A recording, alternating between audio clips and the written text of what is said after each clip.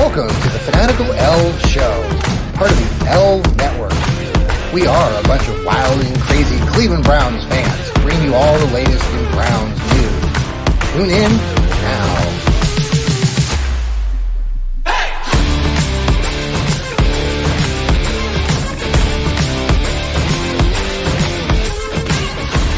Good evening, everybody, and welcome to another edition of the Fanatical Elfz Show. It's a Wednesday. It's not a Thursday. It's the day before the 4th of July, so we were so excited. We wanted to come talk to everybody, talk to all of you here. We've got my colleagues here. We've got Sammy down there in Dallas, Texas. We've got Steve Gill down there in Tennessee, and we got Jarrell Flint also down there in Tennessee at a different location. And so happy 4th of July to all of you. Happy 4th. Happy 4th. Potato salad. Hot Potato dog. salad. Well, I have questions on that. I want to go around the table and ask you guys favorite things this summer, foods, some favorite summertime movies from the past, maybe favorite songs. So we'll get to all that here shortly, but it is the day before the 4th of July, and we're coming to you. I'm coming from Columbus. We're doing the Red, White, and Boom here in downtown Columbus. We just had a lot of boomers go through with some storms. We've got fireworks going off here shortly, but we wanted to bring you the show now because we know many of you are going to be going out to your other festivities either tonight or tomorrow, and we just love our Browns. We love Cleveland so much that we just had to come on. I'm not wearing Cleveland gear, though. I'm wearing, this is my Mud Hen stuff. I was telling people earlier on my Coffee Jolt with Johnny Cleveland show that I actually grew up in Toledo. I lived there till I was 8. So thus the legion to the Toledo Mud Hens, though I know that they're the Major League Baseball affiliate of the Detroit Tigers, who I don't like. But, and Steve, you were mentioning. I thought you were wearing it in honor of Jamie Farr's birthday this week because he's the most famous Toledo Mudhead fan in TV history. So yes. I thought that's why you had all that up. Because you're a big Jamie Farr and MASH I fan. did mention it, but I forgot his name this morning when I was talking about MASH. I couldn't remember his name off the top of my head, and I felt like an idiot. But, I oftentimes feel like an idiot. By the way, this morning I didn't get enough coffee. My wife actually this morning woke up first thing, and she says, I think we need to make extra coffee this morning. I said, okay, great. I said, well, I've got my podcast. I'll need a cup of Joe, for the show. And she said, okay, great. So then I get my 1 cup of coffee. I go then do the recording, want to go grab my 2nd cup of coffee. Coffee is gone. And she has she said make extra. And she has the Do you not listen? No. She made extra. She made the extra. For her. She made extra for both of us. And then she says, well, you just weren't fast enough. So anyway, there you go. I'm down 1 cup of coffee, but that won't stop me. Sam, let's start with you. I just like to go around the room again here. How's the temperature? What's the weather like? And how are things going down in Cowboy Land? It's fine. It's been pretty warm. I think we keep getting 100-degree days pretty consistently. The heat index is usually like 105, 107, somewhere around there. Like today it was around 104 heat index, I believe. But it's going to be mid to low 90s for a pretty consistent amount of this week. And next week, it's going to be even get into the low 80s. So that's really fun. And then it just becomes low to high 80s for the next week. So glad because we're going to start melting soon enough because we've gotten to July now. We'll look forward to talking to you more about the Brownies and what's going on with them between Nick Chubb and Amari Cooper and everything else that's going on. Let's swing over there to Jarrell, which amazing. His sweatshirt. We all took note of that. That's super cool. I don't know if you want to share what your It says call me Tarzan because I'm king of the jungle. You know, the Bengals say rule the jungle. So, you know, the Browns have actually been going in there and handling business. So thought it was fitting. I love it. .com. We all want one. So you can get it at dogfoodstore.com. DAWG. There you go. We're almost football season, so you know it's hot, but perfect time. Dogfoodradio.com, right? Dog Food Store. Dog Food Store. Yes. So okay. So yeah, we got 70 days, something like that. So be here before you know it. We'll be talking about preseason before you know it. So absolutely. Training camps. They head off to rookies report July 22nd, veterans July 23rd, and they head to Greenbrier, West Virginia. So it's that 3 weeks here. So we right there. 3 weeks. We're there. Yeah. Well, glad to have you here. I have some questions later on. I know you just shared a story off air about Browns fans that I thought would be interesting conversation. Okay. Steve, how are you? I'm doing great. It's 92 degrees right now, 101 heat index. I love it. We're going to cool down over the weekend. It's going to be high of 90s with lower humidities. Weather person tells me you're going to feel great. I'll wait and see if I'm going to feel great. But it's hot. And I wish it would rain. That's all. I just want some rain. That'll cool it off. Right. Send some of that stuff over here. Well, I think I'm making a mistake. I'm going south to Florida right now, come later this weekend. So going to get hotter and more humid, I think, as I trek south, but we'll see. South of Florida? Well, south to Florida. Oh, south to Florida. Yes, okay. Going to the Destin, Fort Walton area. That's one of our favorites. Oh, Redneck Riviera. Good deal. Oh, man. I have been going there since 2015 or 2016. I started taking my own kids after I got divorced years ago and found the spot down there. And I had the 3 kids at the time. And I still do. I still have the 3 kids. But I've added 2. So anyway, but we started going down there at that point. But yes, that's a fitting nickname for that. That's what we call it in the South, Redneck Riviera. I love it. Especially, Destin's a little bit more touristy. We usually have stayed over in the Fort Walton area as you get kind of going back toward Pensacola. But this time we're actually staying down near Miramar Beach, which is more into Destin and beyond. So we'll see how that goes. We're excited, but it's going to be something new. So, but you don't want to hear about our travels here. We want to talk about the Brownies in Cleveland and all the good things that are going on right now. We're getting geared up for training camp in Greenbrier. Like we said, 3 weeks coming up here. Some news, Steve, you want to start with that? With what you were just mentioning about Jack? Oh yeah, Jack Conklin, his Instagram post, he insinuated that he's going to be ready for training camp. Mm-hmm. He's going to be ready to go, which begs the question, what are you going to do at tackle? Are you going to start Jack at right and Wills at left and have DeJuan Jones sitting there? I'd like to see them turn DeJuan Jones into a swing tackle. Have him practice at right and left. We'll find out about that when they hit the West Virginia where people practice. So, or do you?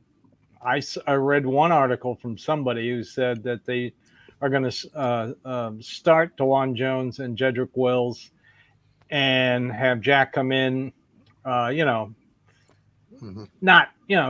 Jones would start, but not play a lot. It'd be like interchangeable type situations. And that's the way they could see if DeJuan Jones and Jedrick Wills work well together, and that would determine if they're going to give Wills another contract.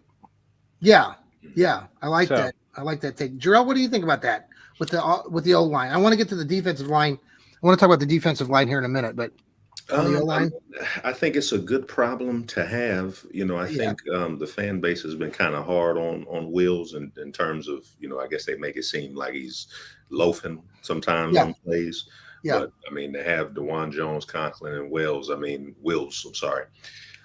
I mean, I like having that. It's kind of like there's depth pretty much everywhere, except to me, except at the linebacker position. So I think if they're going to have certain packages where you bring in DeJuan Jones, you bring in Conklin, I mean, that's a beautiful thing because now you can kind of keep the wear and tear low.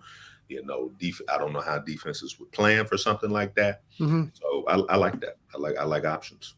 Yeah, Sam, what do you think? You agree?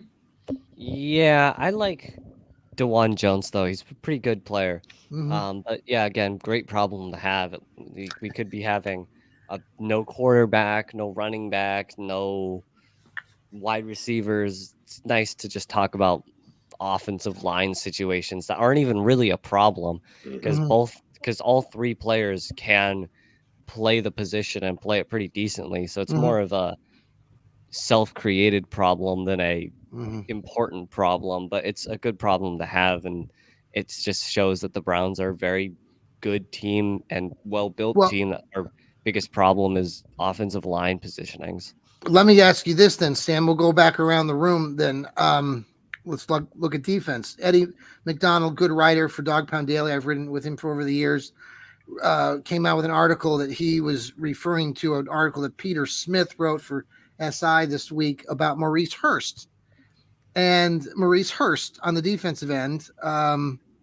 We loved Maurice Hurst. We loved guys on the team that we can kind of characterize. And he has the big belly rub. And he was somewhere traveling recently and was videotaping fans of his doing the belly rub, and he was having a good laugh. And I mean, it's nice. And he came back on this 1-year deal, 1.2 million, I think, or something like that. But the article that Eddie was referring to, and Eddie McDonald and Dog Pound Daily, was like saying Maurice Hurst might be the odd man out because it looks like the Browns might just keep potentially just 10 defensive guys in the line between the defensive tackles and the ends. And he's projecting, or this Peter Smith is, that Maurice Hurst might be the guy out. So I don't know if I agree with that. I just think that the belly rub is going to keep him in Cleveland. But what do you think? Yeah, I don't know. I think it will be interesting, but it's a business ultimately. Yeah. And what drives the business, unfortunately, is winning games and having a good team. And so sometimes Maurice Hurst isn't bad, but sometimes he's the 11. He's 7 out of 10, but everyone above him is an 8 out of 10. So he ends up falling out. So it's I think ultimately, if he's still a good player, but he's just being outclassed by even better players. And I think he probably should stick around, but it really just mostly comes down to if there are 10 people above him that are better, or 10 people who are better fit for whatever scheme and stuff. And it really doesn't matter too much his personality in Cleveland, especially since he's a smaller player and not as famous and stuff like Nick Chubb or Cooper or Watson or whatever. But it'll be interesting to see if he sticks around and stays on the starting kind of 1 or 2 position. Jarrell, what do you think? You think have you heard that speculation? I haven't heard that, but I don't like that. I used to work with a guy. He played for the Browns, I think late 80s, maybe early 90s. I won't drop his name because I'm trying to get him on the show. But Sweet. he told me something one time, and I always go back to this. He said when he got to the NFL, there were guys like that came out of college, higher colleges than him, and higher ranked than him. And he said once you got on the field, either you can play or you can't. Yeah, that's it. I do think in the last couple of years, Andrew Berry and the regime have tried to develop players and maybe give players more time to develop rather than the tape is there. So to me, I don't see how they could let him go given how that unit plays. Right. Yeah. So to me, I don't like that. You know what I'm saying? Especially if I think is Ika. Are they talking about keeping Ika over him? Like to me, I don't know if I like that. Interesting. Yeah, that's an interesting. Yeah, that name in the article, at least that I read, that was not mentioned, but that's a good point. Yeah. Steve, have you heard that? Did you read that article by Eddie? Yes, I read that article. Yeah, what do you think? Well, I disagree with Pete. I think they're gonna. If you go and look in the archives of Fans First Sports Network, you'll find my way too early 53-man roster. Yes. And I projected that they would keep 5 defensive ends and 6 defensive tackles, and Okay. Mo Hurst makes the team. Yeah. Because I had 23 on offense, 27 on defense, and of course your 3 special teams. Because I contend in this new offense, they're only going to keep 2 tight ends. Mm-hmm. I think they're only going to keep 2 quarterbacks because of now the safety of the emergency quarterback on the practice squad. Uh-huh. You can stash the 3rd quarterback on the practice squad, and he's protected. He's one of the 6 protected veterans. So I think because the versatility of the defensive line now that they have, they need run stuffers, so they got to keep Ika. And like Jarrell said, they don't give up on draft picks, and defensive linemen take longer to develop than any other position. And so I just had them taking 6. And like I said, the versatility, you got Zadarius Smith who can play inside, outside. You got Alex Wright who can play inside, outside. Quentin Jefferson who can play inside and outside. And Michael Hall, who started his career at Ohio State as a defensive end and then moved inside. So I think with what Jim Schwartz has said, I think they're going to keep 11 defensive linemen. Okay. Well, okay, let me follow that. And Jarrell, I'm going to jump down to you. You said something about quarterbacks and stashing that 3rd one away on the practice squad. So we know that Jameson Winston's going to be the backup. Then we got the new kid, Tyler Huntley. Tyler Huntley from he's going to trade him to get a 5th round pick.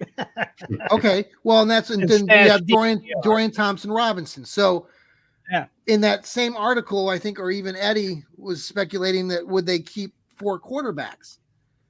You know, at least going in the training camp, they will. Oh, they'll have 4 in training camp. Yeah. Sure. Okay. So Jarrell, what do you think? You think I would keep Huntley over DTR. That's just me because I think you've seen, not to say that DTR couldn't be a starter later, but I think you've seen, kind of going back to what he said, either you can play or you can't. When Josh Gordon hit the field, it wasn't like, oh, can he play? He started killing. Who's the Puka Nakua? When they hit the field, they just start. Joe Burrow, we can name guys when they hit the field, they hit the ground running. So to me, I would rather keep a veteran, that is familiar with the AFC North. Yes. Hasn't he won a playoff game or hadn't he started? I think so. Too? I agree. Yes. Yeah. The year before last. Yes. Yeah. So to me, if you're going to keep 3, I think DTR might be the odd man out. Maybe try to flip him for a draft pick if you can. But that would be my preference instead of letting. What's your preference, Sam? For the quarterback. I think we just see what happens. Really, I think this is more of a just kind of see what happens and see how everything goes, and just situational, just week by week, and take it as it goes. Well, accordingly, we have a new doctor, so no one's going to get injured. And none of these injuries are going to be the faults of the trainers and the new doctors that the Browns have brought in. But wait and see. Anything to add there? Anything to add there, Steve? With the quarterbacks, you're thinking of? I think that, again, 5th round draft pick. Don't give up on draft picks. Yeah.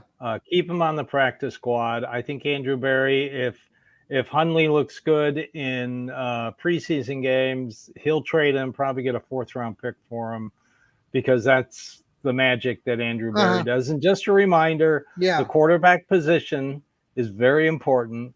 58 different players started last year, an NFL record. So wow, teams are desperate for quarterbacks. Well, we had 5. Yes, right? 5 out of those 58 were Cleveland Browns. We had 10%. And then you look at what Flacco did sitting on his couch in Delaware, and then he comes in and plays that well. Now this is going to be the new NFL craze. You got to have that veteran that you can Yeah. keep around just in case. Yes. All right. Hey, folks, let's pause for a quick break. This is the Fanatical Elfz Show. We are the Fanatical Elfz. We're a bunch of wild and crazy folks here, and we're part of Fans First Sports Network. We'll be right back after these commercials. And we're back.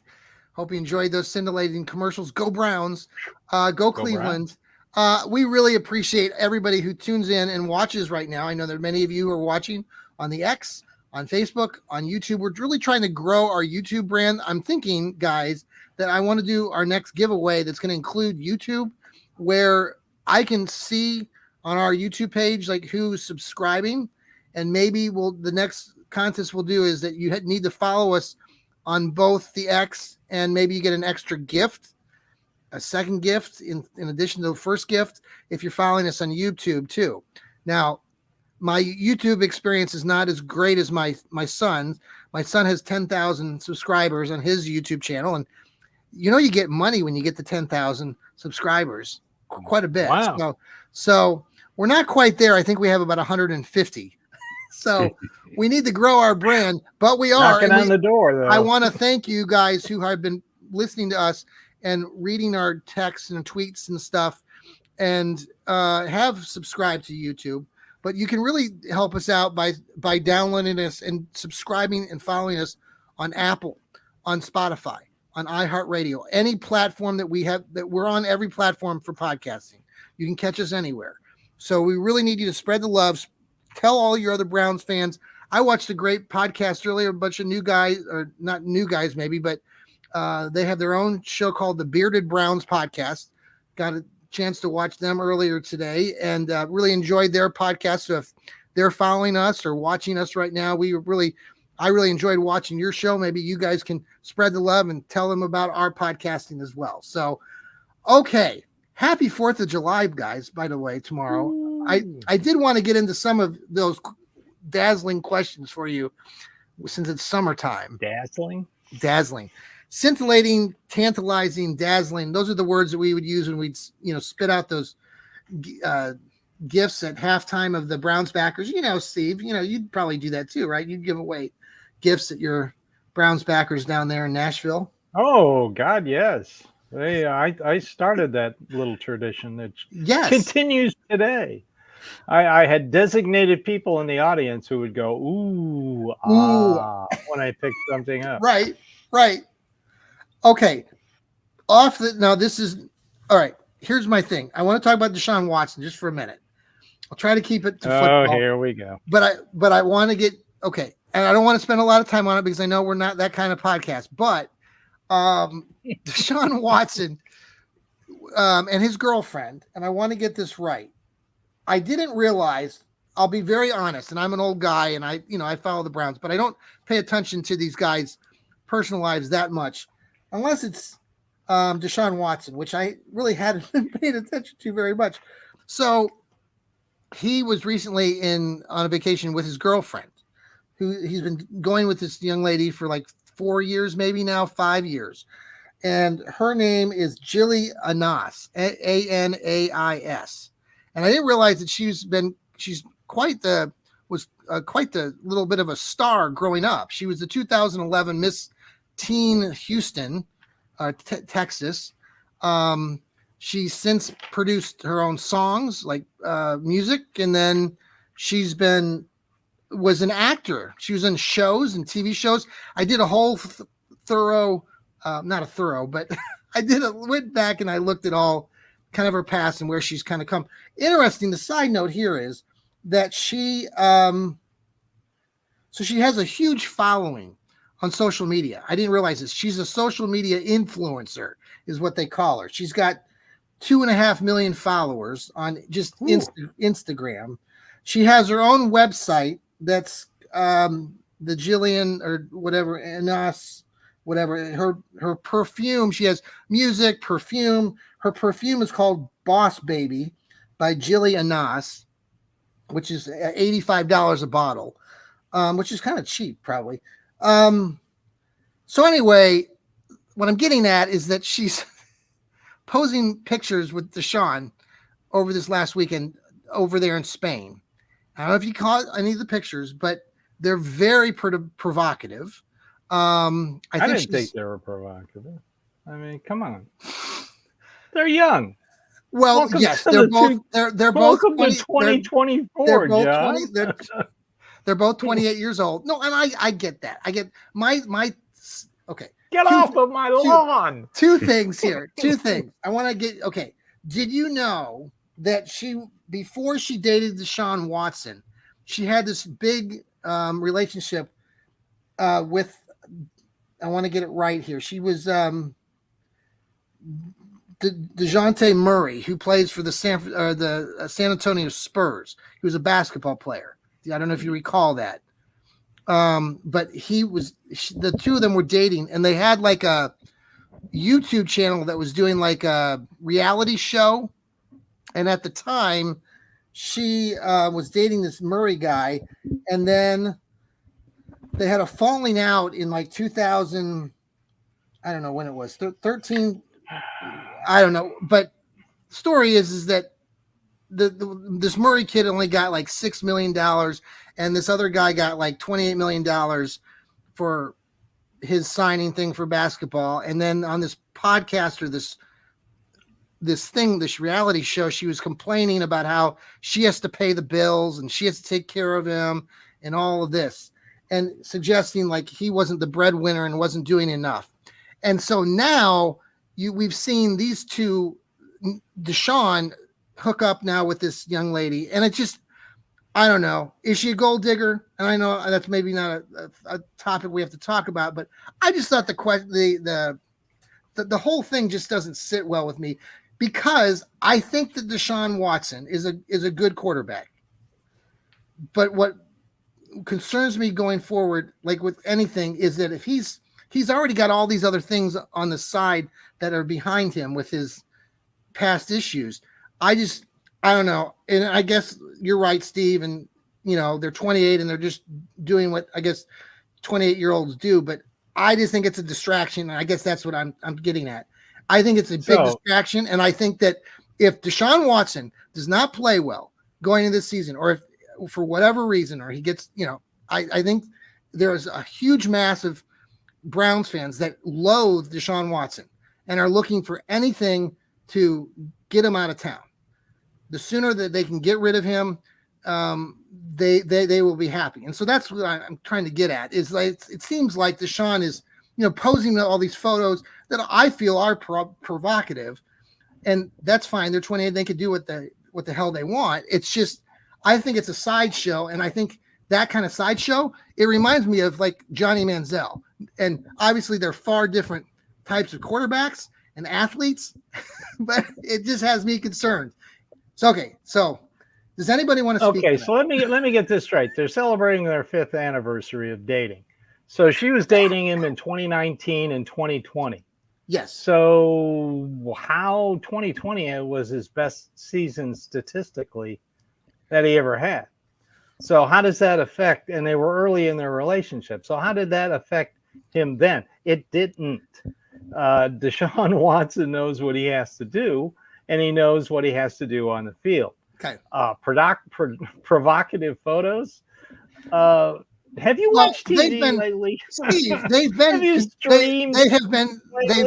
The words provocative and sultry have been used multiple times. I don't care.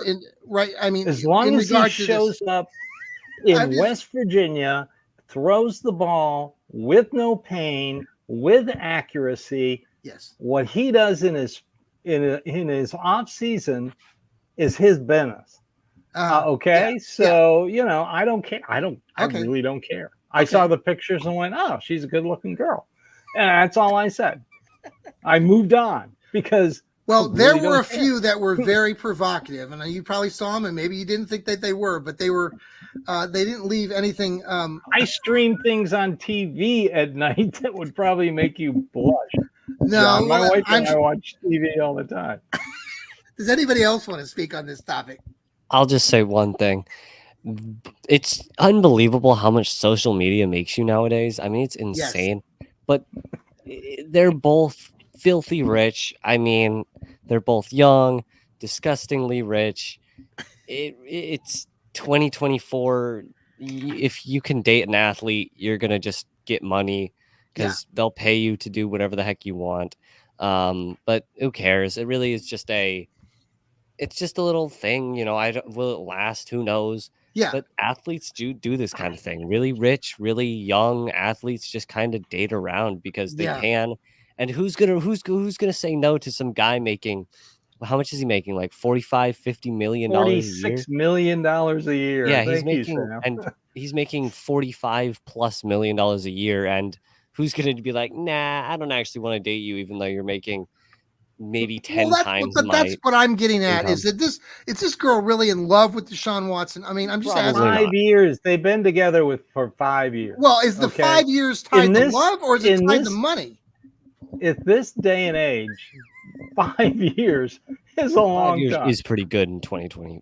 Oh, I'm not saying no. Listen, even if it's purely, love, great. I'm just being the guy that's like speculating that this young lady is there because of the $46 million, and she's also. I mean, I don't know. I'm reading into it probably too much, and I'm being kind of an ass. If less than 2 weeks. Less than 2 weeks, all of a sudden they're posting pictures of them getting married. John will be like, "Oh, they got married." Change the subject. But is Ben Affleck and J Lo now separated again? I don't know, and I don't care. I think they were getting separated. I think. Were they drunk? Yeah, but I'm gonna make a point that you made to go back to that topic real quick. Yes. So I'm not on social media. I'm not big on that. I don't really care about it. So I don't know when those pictures were taken. So maybe those pictures were taken 3 months ago, 2 months ago. Yeah. My thing is with athletes now, and I came up on the Kobe's, the Jordans. Yeah. Them dudes was in the lab. Tom Brady was in the lab. Yeah. My thing is, as long as he's in the lab, like John said, or I'm sorry, like Steve said, I don't care what he's doing. He can show up to the games high off weed. I really could care less. Yeah. As long as he's performing. But we'll see. We will see, because the tape never lies. We're going to see if this team has been in the lab. Yeah. And it'll be evident in the first 4 weeks of the season. Yep. If they were high off of what happened last year and they really came in about business, or if they were just, we're just going to go through the motions. So we'll see. Yep. And we can talk about it at week 4. Yes. It'll be evident. Yes. Posted on our social media platform, not that you were into social media, but we are been doing the battle behind the enemy lines. Week 6, the Brownies play the Philadelphia Eagles out in Philly. At one point, we thought maybe the Philly game against them was going to be out in Brazil. We talked about that earlier this spring. Interestingly, some of us here probably know this already, but 1950, when the Browns came to the NFL for the first time, the NFL really wanted to put it to the Brownies because they were coming from the old AAFC, and thought that the NFL was the superior league. And so they had the Brownies play the Eagles in game 1. And the Eagles coming off a 2. The defending champion. Defending 2-time champion. And the Brownies destroyed them 35-10. Put on notice the NFL that they were there for a good long time, and they really dominated the Eagles in that series. Again, early on, they have a 32 wins to 17 losses, 1 tie record against them throughout their history. So many of those games happened early, but the Browns did get a win the last time they played them back in 2020, the COVID year, and they're going to have to go out there to Philly and beat them in week 6 this year. So just looking forward to that. We'll talk more about that in the future. Jarrell, I didn't know if you want to talk about you're talking about your friend. About fans and Browns fans. I know you guys are all, we're diehard Browns fans, but about fans and being here in Ohio, and we'll call them traders. We got traders and we got bandwagoners. So basically, I went to see a friend. I hadn't seen him in like 10 years or so, and he was with a couple of guys. A couple of people were there, but I get introduced to everybody. The one guy says he's from Northeast Ohio. I say, well, where? Says, well, it's from a town you maybe never heard of, blah, blah, blah. He says, Youngstown. I say, oh, I know Youngstown. I grew up I used to go back there for the summers, blah, blah, blah. So I know the area. And I asked him, well, who's your team? And you know how most people, they don't hesitate. Cowboys, 49ers, Eagles, Browns, whatever. That's what I was expecting them to say. Yeah. But when he didn't say Browns immediately, and he was kind of dancing around, I was like, "You're a Steelers fan, aren't you?" And everybody at the table busted out laughing, and he was like ashamed of it. He was like, "Yeah, I know." You better be and I was like, so what is it? Like, he was just like, well, I mean, I don't know. He couldn't really answer the question. So I didn't know if I could do a show on it, because I don't know how. I'm guessing that's a big deal, but to my knowledge, in the 80s, the Browns were like, I would say they were probably higher than the Steelers. Now in the 70s, obviously we know the Steelers have won the Super Bowls. Right. To me, when you think about that, I don't know how you could be from Ohio and root for the Steelers. Yeah. I just don't understand that. Maybe y'all can speak to that, but it's like, are people ashamed of being Browns fans? You know what I'm saying? That's what it makes me wonder. Cause like, I mean, my dad played for them, so it's a little different for me. Like there's my allegiance is probably who he played for, but he played for the Browns. I was born in Cleveland. That's who I'm rocking with. It doesn't matter who's in close proximity, but I just think it's very sad that you got people that look at the Browns, given their history now, because they weren't always losers. Yeah. And they're ashamed of that. Well, Steve. During that period, the early 90s, Browns really weren't that good until Belichick got there. And then, of course, like you said, the 70s, people want to root for a winner. It's human nature. That's what makes Browns fans unique, who stay with them. I know when I was president of the Middle Tennessee Browns backers during that 3-year period, I like to call the undefeated seasons, when they didn't have a team, I could almost bet on which members of my club will go and start rooting for the Titans.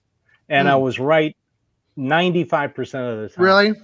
And then after the 1-31, this really good friend of mine always came to all the games. He just gave up. I'm now a Titans fan. I'm never coming back. And he never has come back. So, I can understand that. People get worn down by it. And a lot of people just want to root for a winner because, that's just the way they are. I'm the opposite. I grew up a Browns fan. My dad took me to games. I saw Jim Brown play live. I am a diehard Browns fan, and I will always be a diehard Browns fan. So can I ask one question? I can understand it. I'm gonna ask you one question, because you said people like to root for a winner. What's the time frame? Because the Cowboys haven't won nothing, and we're going on 30 years. We're going on 30 years. You know what I'm saying? Well, they had the branding, America's team. America's losers. And you got to remember, before Sunday Ticket and all this stuff, network TV, what did you get every Sunday? You got the Steelers, you got the Cowboys, you got, it was it just hammered in. I have a real good friend that growing up, he became a Tampa Bay fan. Yeah. When they were expansion team. Because every time he turned the TV on, he either saw the Steelers or the Cowboys, and he hated them both. So he thought, well, I'll be my own person. I'm going to root for Tampa. Yeah. There's so many, like, even like baseball, you think about like the Cubs, WGN. Yankees. For years, WGN that was one of the channels that you'd get on your basic. Oh, yeah. So there were the Braves. There's lots. I have family and friends in Kansas that became, Cubs fans because they would always get WGN out there. And that's, And to this day, tomorrow on ESPN, guess what one of the games are? And the Cubs are god awful. I hate to say that loud because my wife's a Cubs fan, but they are god awful. Yeah. One of the games tomorrow is Cardinals Cubs. Oh, Phillies Cubs. Phillies There Cubs. you have it. Yeah. Are the Guardians on tomorrow? No. How are the Guardians doing tonight? Anybody know? Have you been watching? Oh, they're down. Last time I looked, 8-2. Ooh, yuck. Yeah, they had a rough start. They have a sellout too tonight, and fireworks after the show. Not looking good. Oh well, the Guards are really struggling right now. I know most of you aren't big Guards fans, but They've lost 4 out of their last 6, and they've won yesterday, but they shouldn't be losing to the White Sox. They're a really bad team. So still have the best home record of any team in the Major League Baseball. They do. And they play the majority of their games this first half of the season on the road. Yeah. So yeah. Final takes here. I just want to go around the room before we let everybody go tonight. Summertime. Just get your takes on favorite summer movies, maybe favorite foods, grilling, maybe a favorite song, all of the above. Steve, let's start with you. Got a favorite summertime? I don't really, as for grilling, I like to grill ribs. Yeah. Okay. I've got a charcoal Weber. Yep. I don't use gas. I use charcoal. Do the whole indirect grilling thing with the baking pan, and I've got a chimney, and I've got all my accoutrements. I test the inside, and a pork roast. Good. That's about. I bought one of those charcoal. I'll grill the charcoal chimney things. Yeah, they're great. Those are amazing. I have a grill that the sides lift up so I can add charcoal and keep the internal temperature of the meat about 160, 165. Wow, nice. All right. I'll grill anything. Favorite movies or anything like that, Steve? Or not really summertime movies. I mean, like The Sandlot, maybe, or how about Jaws, 1975? Dude. Yeah, that was a good movie. I enjoyed that. The line where Roy Schneider comes in and says, I think you're gonna need a bigger boat. Yes, that was an ad lib. Really? Oh, that's cool. Well, yeah. I will stop and watch that movie. I'll stop and I watch. like Dazed and Confused. That always been one of my favorites. Yeah, because I graduated from high school in 1976, and every time I watch it, I go, that's really fun. Jarrell, what about you, bud? Potato salad is probably my summer food. Absolutely. Get the barbecue, so I'll be looking for the fresh potato salad tomorrow. Movie, if I had to pick one, it's probably Bad Boys 2, because that reminds me of my my youth, my summer youth. When I got you. Maybe Rush Hour. I throw Rush Hour in that. Yeah, that's a good one. There's a couple other ones I saw earlier today. Well, American Graffiti, another old one from 1973. Great movie. That was okay, Sam. Yeah, summer's very, very different in Texas because it's just so hot. We're going to do mailbox bread possibly this year, where you stick bread into your mailbox, and it gets so hot. And if you have it's especially important, not important, doable if you have a black mailbox too. Yes. But we have a black mailbox, so we might try and cook bread in our mailbox and see if it works. That is so awesome. And then pools. Yes. The problem with pools is it gets so hot, and if it's in the sun, like the water can get to like 84, 85 degrees, and it's terrible. But pools are just amazing. And then you mostly just sit inside and hope that the summer comes to an end sooner than it usually does. It's so interesting because your take on it is so like it's just different from others. I love your takes to begin with, Sam, but then like geographically and just thinking about Texas, because I lived in Wichita. I always remember that I mentioned this before. It was 53 days of over 100 degrees. Like you guys are used to that in Texas, but up in Wichita we really weren't. And I just remember it was just dreadful. You'd have to stay inside. But it is summer glow. The earth is warming up. So yeah, getting into that pool. That hot pools though aren't very fun, are they? Yeah, no. We have friends who have a pool. We don't have a pool ourselves, but I think their pool is cooled, like it chills it a little bit and tries to make the water a little bit cooler than normal. But it just gets warm. But eventually, it's way better than sitting out in 110 degree sun. So it's so hot that you just kind of have to sit inside, and you have to drink a lot of water. You have to be careful. If you don't drink enough water, you can get really dehydrated. Yes.